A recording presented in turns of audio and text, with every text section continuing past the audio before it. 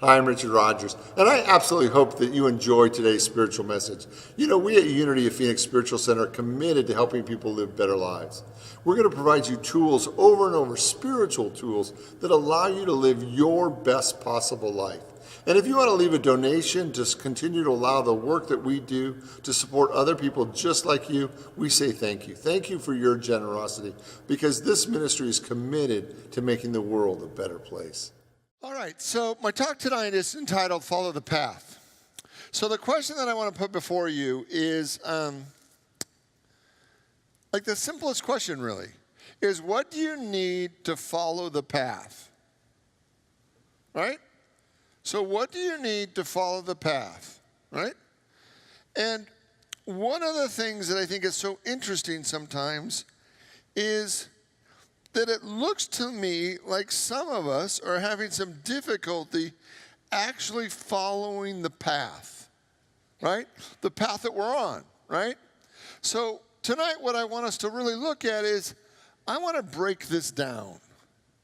So if your job is to follow the path, give me one of the things that might be necessary to follow the path. Okay, know where you're going. Or at least to see the path, right? Can you see that if you don't see the path, it's kind of hard to follow it, right? Does that make sense, right? And what's interesting is there are individuals, and maybe all of us from time to time, who we are on a path. We see the path, but we tell ourselves that's not our path. Right? Have you ever done that? You are on a path. You are walking this path. You see this path, and you tell yourself, this is not my path. Right? Because there's a part of our mind that has convinced you that this is not your path. And even though you are standing on the path, right? And you've been on this path for a while. There's a part of you that believes this is wrong. This is not your path. And it's like, well, I shouldn't be on this path. But you're standing on this path, right? So the most important thing, if we're going to follow a path, is that we allow our mind to wrap our arms around the idea that you're already on a path, right? That no matter how much you don't think you should be on this path, no matter how much you want to argue what path you're on, you are on this path. And we think, well, this is just silly. Of course, if we see the path, we know we're on this path. No. Right? We have people all the time that think they're about 5 miles from the path that they're on, and they will swear to you that this is the path they're on. And it's like, no, you're on this path. No, it looks like I'm on this path, but really I'm on this path over here. And it's like, so can you see in your life that if you're not willing to actually be on the path you're on, that things get a little funky? And that, again, is a spiritual term that is in the Old Testament, right? And Moses said, get out of my funky way, right? I think I'm paraphrasing, right? But okay, so the first thing that we have to do to follow the path, whatever your path is, whatever life's journey is for you, right, is that there is a path that you are on. Now, what I also want you to look around is that everybody in your life is not on your path. They may have a path that's right next to your path, but they have their own path, right? And when you come together as a couple, you don't get to firebomb one of the paths and say, we're just walking one path together, right? Sometimes I hear in marriage ceremonies that people will say, now the two of you are becoming one and there's one path before you. No. Like, God did not create you to give up your path, right? So you have a path, right? And your partner and your kids, they all have their path.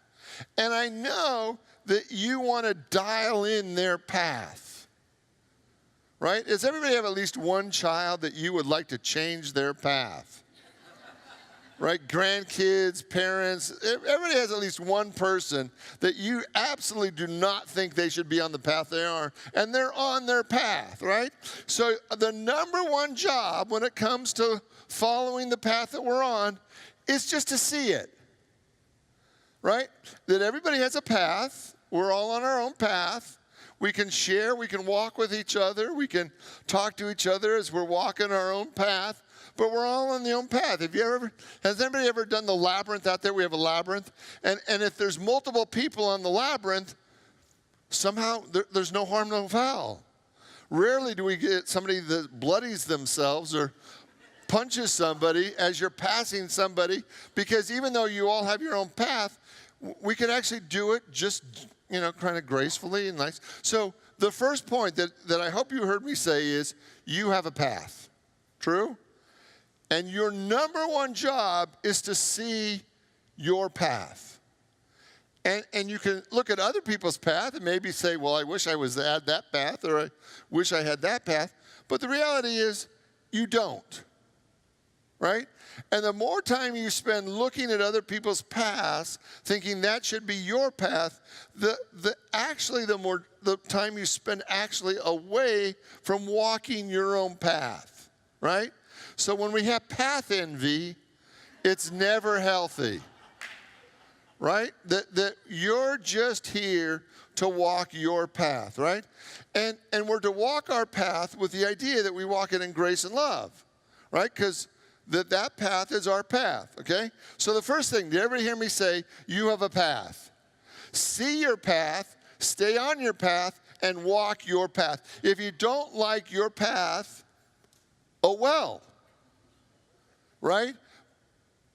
But before you can change your path, you have to see it, right? You have to see it, right? Then once you see it, the next thing is, that I'm going to suggest, is that you actually have to celebrate it. That's your path. Like, it's not somebody else's path. It's not your uncle's path. This is your path.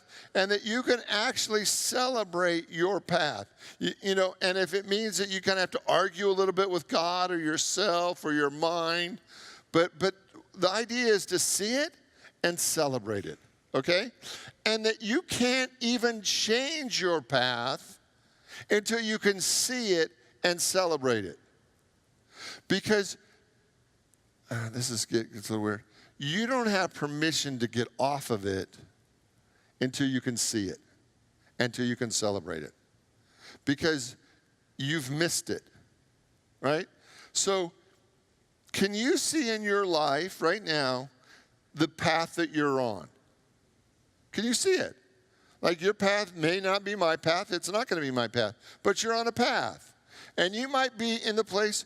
I loved in the Old Testament where the Israelites grumbled, right? And in the line of Scripture it says, and the people murmured. And I love murmured. I mean, they murmured. Man, they were ticked off that this was their path, The Israelites, they were set free from bondage and slavery in Egypt, and they were sent into the Promised Land.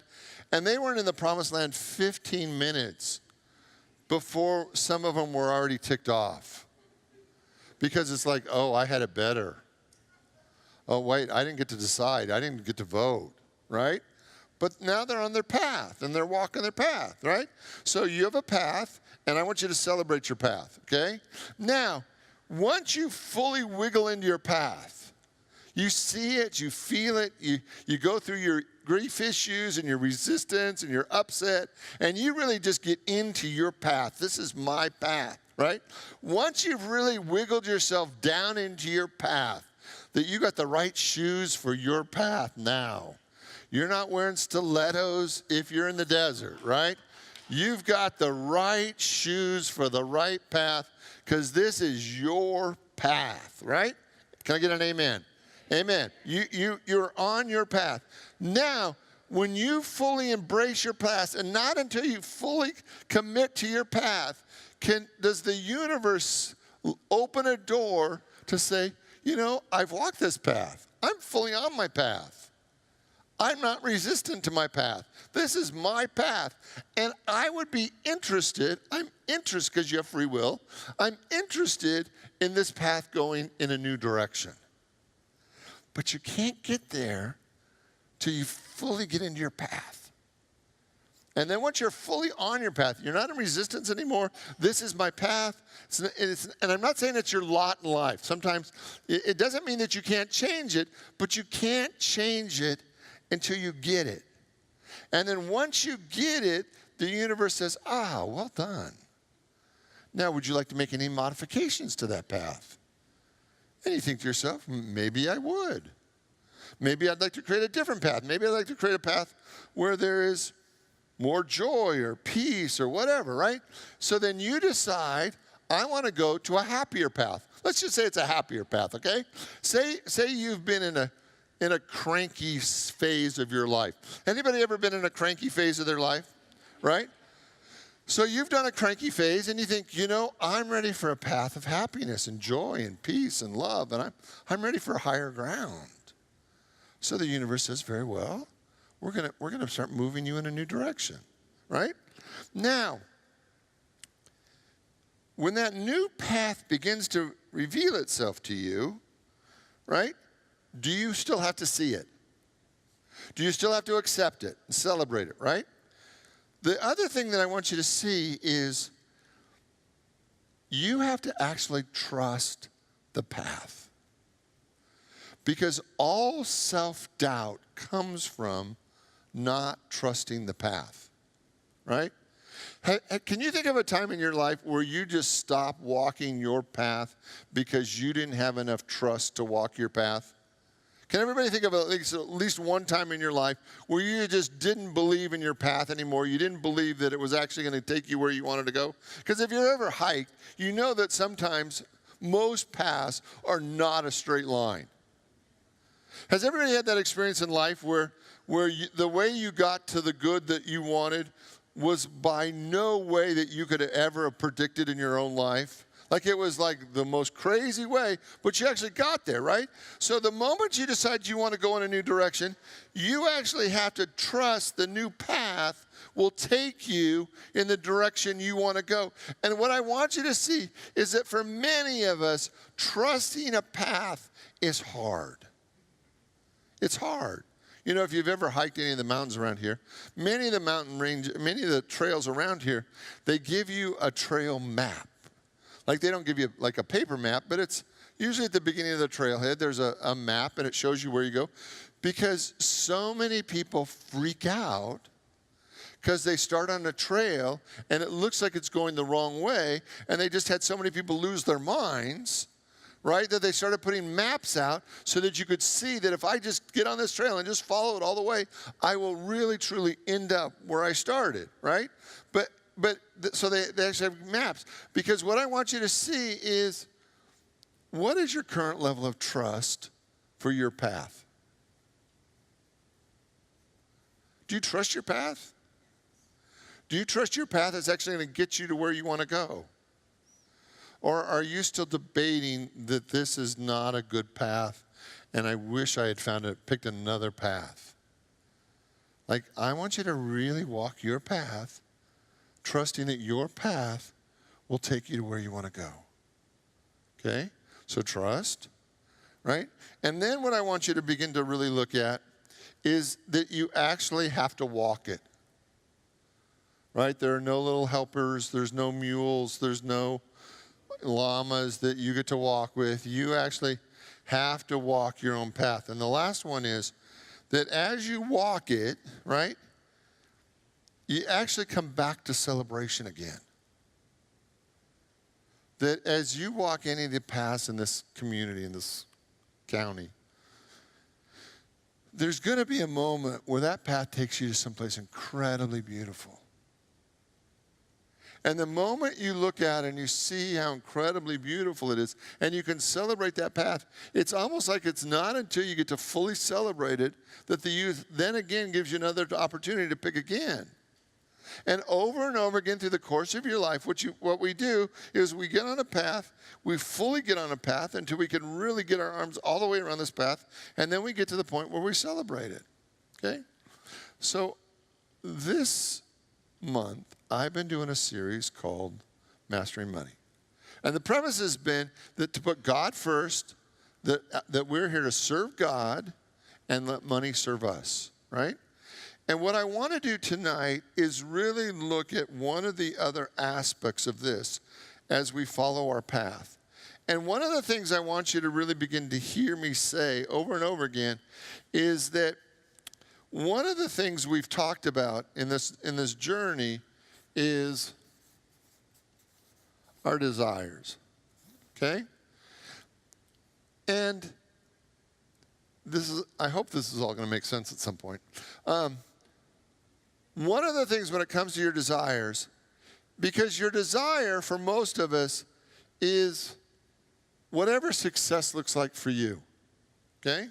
Now, my guess is that what success looks like for you now may not be what it looked like 20 years ago. Right? Can everybody see that maybe your model of success has evolved as you've evolved, right? So one of the things I want you to really begin to see is that your success, that your desires are really for your current level of whatever success means to you, right?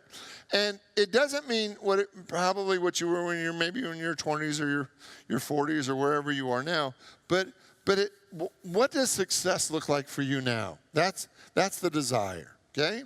Now, I think this is going to make sense. The first thing I want you to look at after you know what your desires are, I want you to break it down into tangible, measurable goals. And this is where it gets practical. Okay? So I want your goals toward your desire to be something that you can write down, that are tangible, that are measurable, that are ways that you can bring this desire to a reality. Like there was a time, Nathan was here on the board, when they invited me to come and apply to be the senior minister here a million years ago, right? And when I was interviewing for them, I told them that what I wanted to do was build you can correct me, the largest Unity church in the country, and that was one of my desires, right? And they thought that was cute,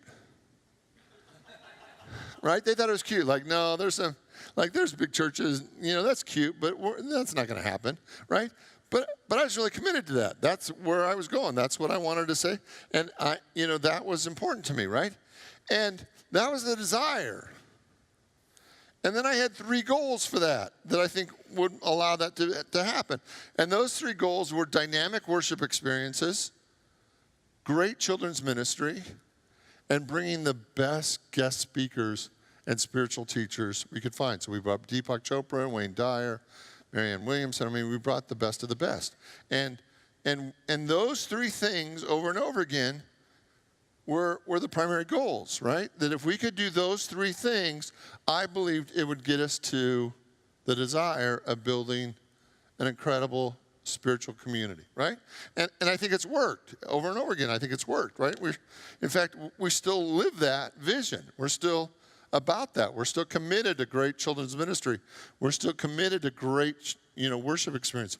We're still committed to bringing in great spiritual teachers that can add to our spiritual life, right? So that still works. So, right? So one of the other things that I want you to look at for your goals is I want you to give yourself a date. When do you want this by? But the deal is, the date doesn't get to be driven by your ego, right?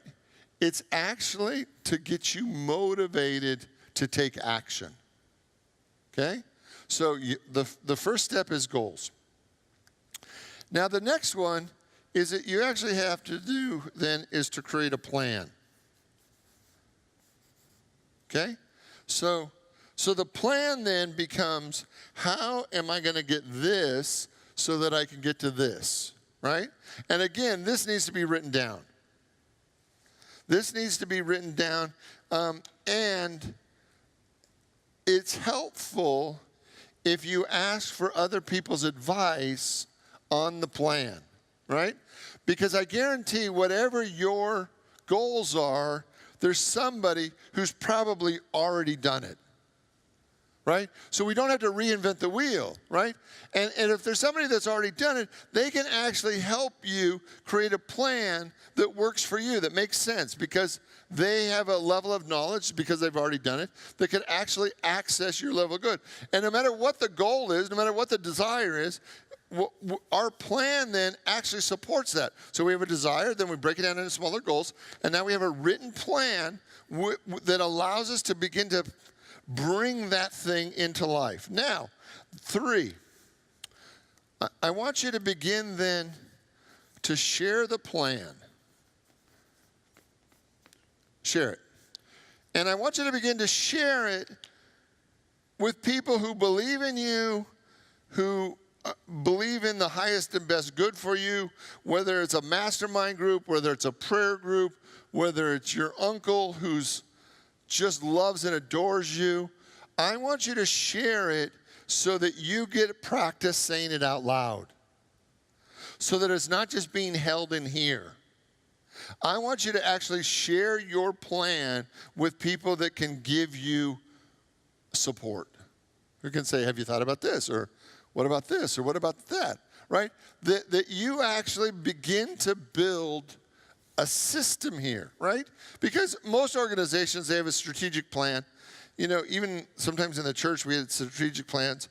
And sometimes strategic plans, have you ever had one at work where it was in a beautiful binder?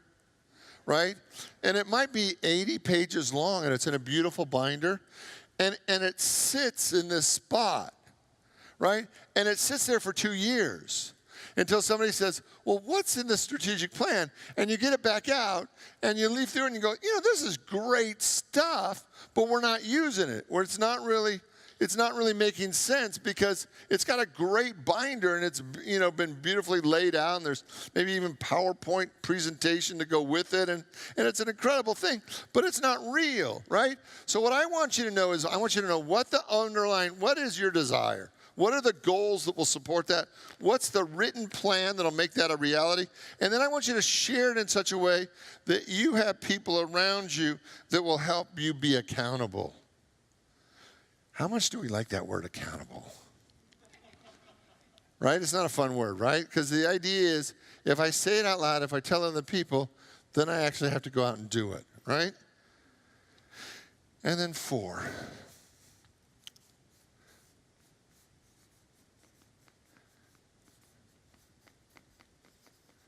You have to take action. And preferably, you're taking action every day that moves you towards your desire. That over and over again, you're taking action that is really about making this a reality. 5 then is be, oh, my markers. Can you read that? Be flexible. Can you read? That's close. Be flexible. Now, is it going to work the way you think it's going to work? No. Sometimes it does, but sometimes it just absolutely is not going to work that way. So you have to be flexible, but you have to be flexible with the end in mind, so that you're always focused on the most important thing, okay? So be flexible.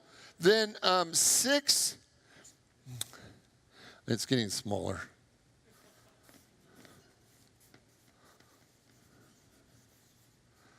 Okay, 6 is celebrate your success. Now, when do you usually want to celebrate your success? At the end, right?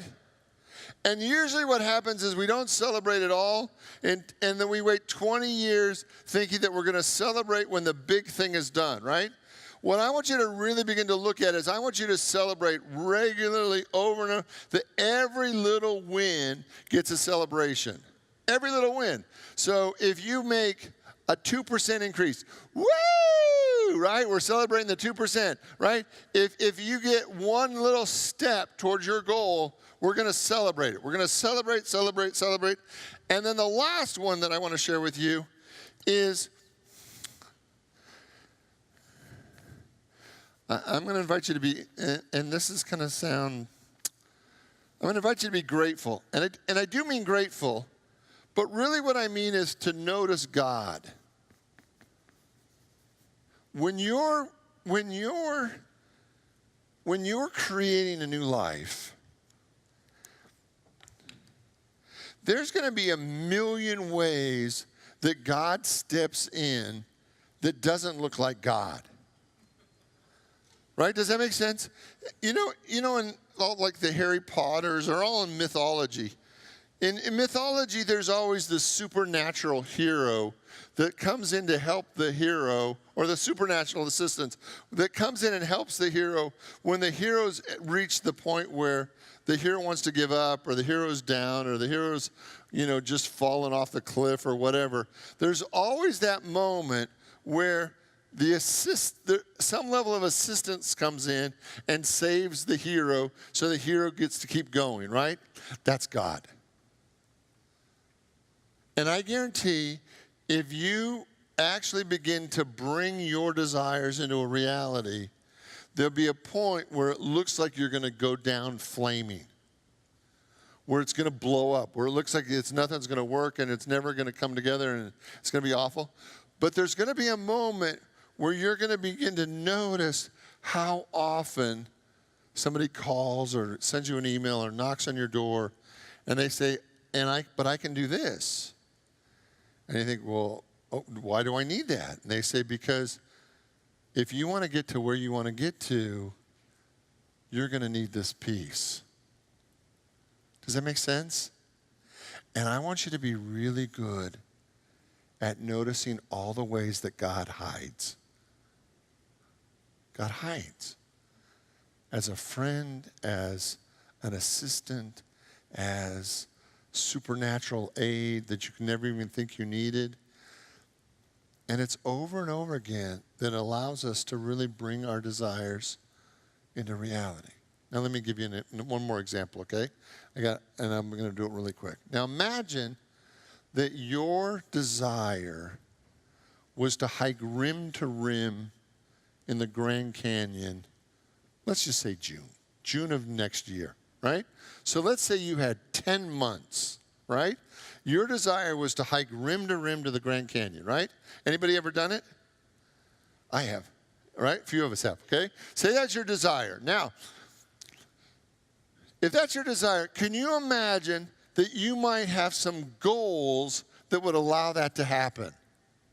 You might want to have a training hike that maybe was, longer than a mile, or, you might want to maybe release some weight, or you might want to start eating differently. So you're going to have some goals that are going to support that desire. Is that true? Right? Okay, good.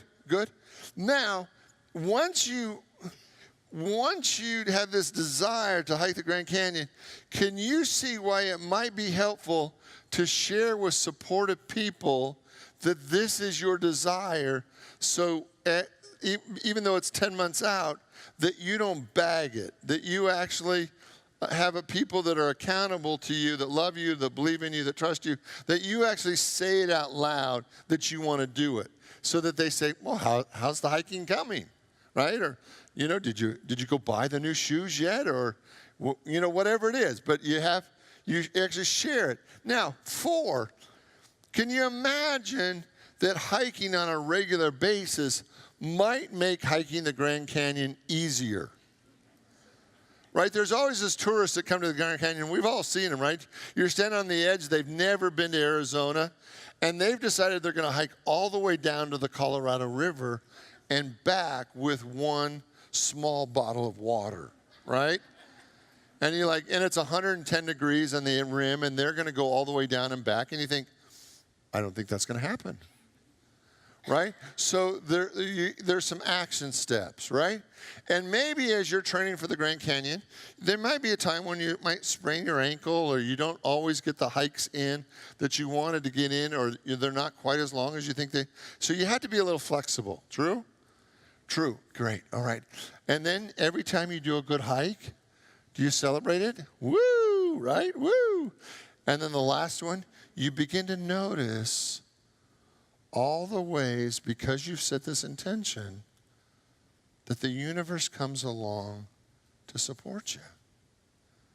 Maybe there's an article you read, or you meet somebody and it's like, this guy's hiked it 37 times, right? That once you make a commitment, the entire universe then begins to conspire to support you in what you want. So here's the deal.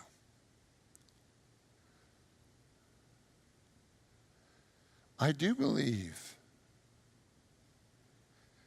that as we begin to master life, there's a shift that happens. And that we then begin to align with these spiritual ideas and principles that allow us to be far more successful than we ever thought we could be. And I really it doesn't matter to me what your desire is. There is a system. Your desire could be enlightenment, or a great relationship, or a new job, or a family thing, or whatever it is. But what I want us to really begin to see is the system. Because once you understand the system, you can apply it to anything. Because if it is a system, if it is a spiritual principle, it works no matter what. So what is success for you today? What does that look like? What does it mean for you? Is it in your career? Is it in your family? Is it in your health? What's success mean for you today? And if you break it down in these little simple steps, I guarantee that you're going to be far more successful than you've ever been before. And maybe it's not the way you've been successful before, but it'll be the way that feeds your soul now. And this interests me. This intrigues me even. That how you can take what looks like nothing but spiritual possibilities and make it into a life. See, the reality is we all came into this world and we came in with nothing. Now, people did give us stuff and helped us and supported us and fed us and cleaned us up, and they gave us a lot, but we came in with nothing. And everything that is in your life right now, you created. And there's no limit to how and the ways that you could create the next version of your life.